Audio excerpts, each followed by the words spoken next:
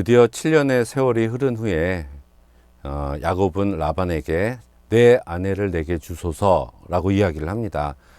라헬을 주소서, 둘째 딸을 주소서라고 이야기하는 것이 아니라 자기 아내를 달라고 합니다. 이미 라헬을 공식적인 자기 아내 약혼자로 간주하고 있었다는 것이죠.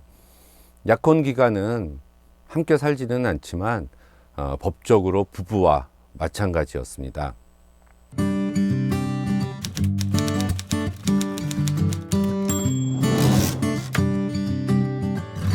그리고 내가 그녀에게 들어가겠나이다 이렇게 이야기를 합니다. 이때 들어가다가 히브리어 보라는 동사인데요. 아주 자주 쓰이는 단어입니다. 컴이죠. 오다 이런 건데, 근데 이게 다른 의미로 쓰일 때 성관계를 맺다라는 뜻도 가지고 있는 단어입니다. 그래서 저는 그녀와 눕고 싶습니다. 이런 단도직입적인 요구를 한 것이죠. 이렇게 적극적으로 이렇게 나갔던 이유는 7년 동안 종살이를 하면서 이 야곱은 라반의 야비한 성격을 알고 있었기 때문에 이런 행동을 취한 것입니다. 7년 동안의 봉사는 말이 봉사지 종살이나 다름이 없었습니다. 아마도 교활한 라반의 눈에 나지 않으려고 열심히 성실하게 완벽하게 이 야곱은 일을 했을 겁니다. 이러한 요구에 라반은 풍성한 결혼 잔치를 베풉니다.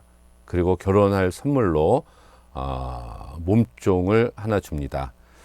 이 계집종인데요. 이 계집종은 그녀가 출가할 때 함께 가도록 규정되어 있을 뿐만 아니라 임신하지 못하는 여주인을 대신해서 아이를 낳아주는 역할까지도 맡은 그런 몸종이었습니다.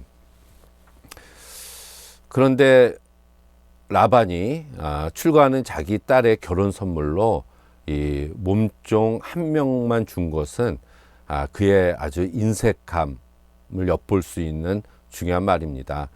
그 전에 이 라반의 루이였던 이 리브가를 출가시킬 때는 그 유모와 종들, 여러 종들까지도 함께 보냈던 것과 굉장히 비교되는 모습이죠.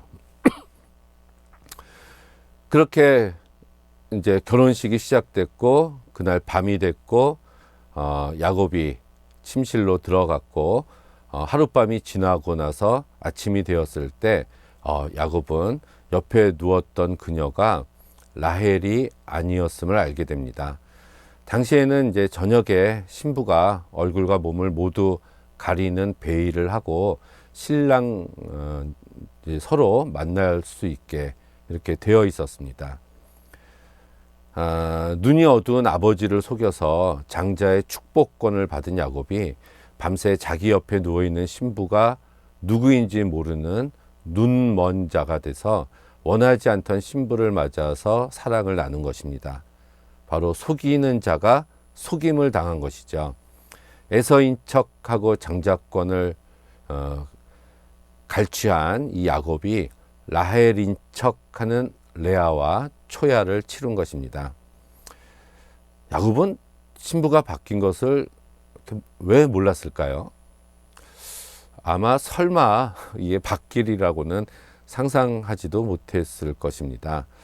그리고 베일을 쓰고 있었기 때문에 신부의 모습을 분간하기도 좀 어려웠을 수도 있겠죠. 그리고 이 라반의 계획에 동참한 레아가 라헬처럼 처신을 하고 있었다면은 그럴 수도 있겠고요. 또 드디어 7년의 기다림 끝에 맞이한 결혼식에 흥분한 야곱이 지나치게 술을 많이 먹어서 인사불성 상태였을 수도 있다.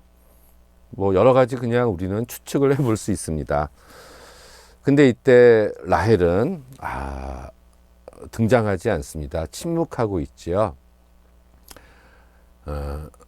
7년을 하루같이 변함없는 성실함으로 오직 라헬 한 사람만을 얻겠다는 집념으로 버텨왔던 야곱의 헌신이 한순간에 묵살당하고 억울함에 목청을 돋우고 몸을 떨지만 라반은 그 모습을 보고 있으면서도 꿈쩍도 하지 않습니다.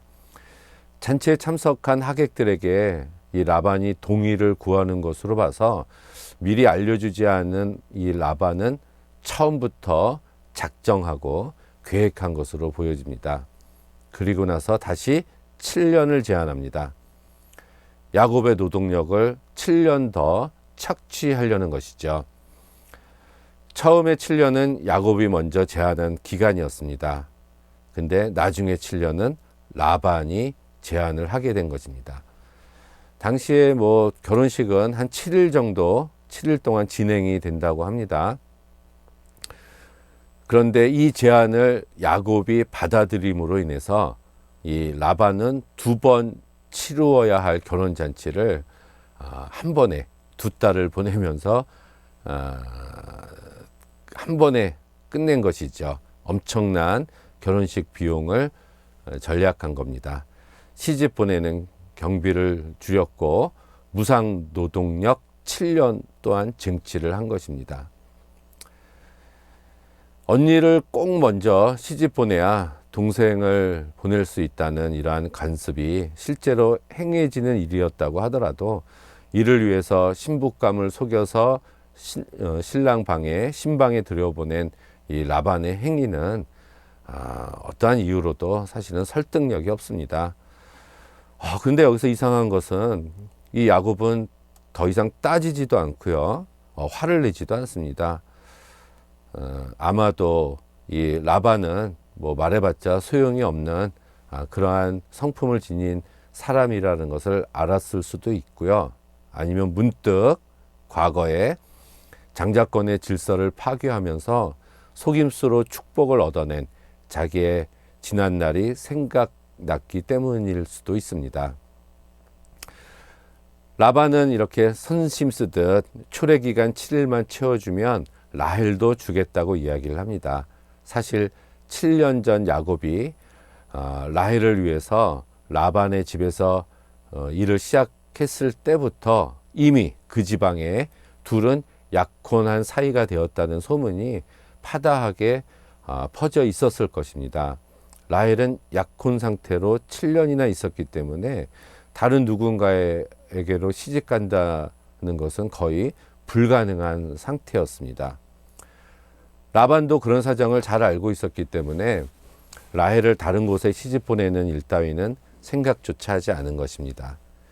야곱이 7년을 채웠으니까 라헬을 달라고 한 것은 라헬이 이미 야곱의 아내와 같은 취급을 받고 있었던 것입니다. 라헬 입장에서 한번 생각해 볼까요? 라헬은 결혼식도 제대로 치르지 못하고 첩과 같이 야곱의 아내가 된 것이죠.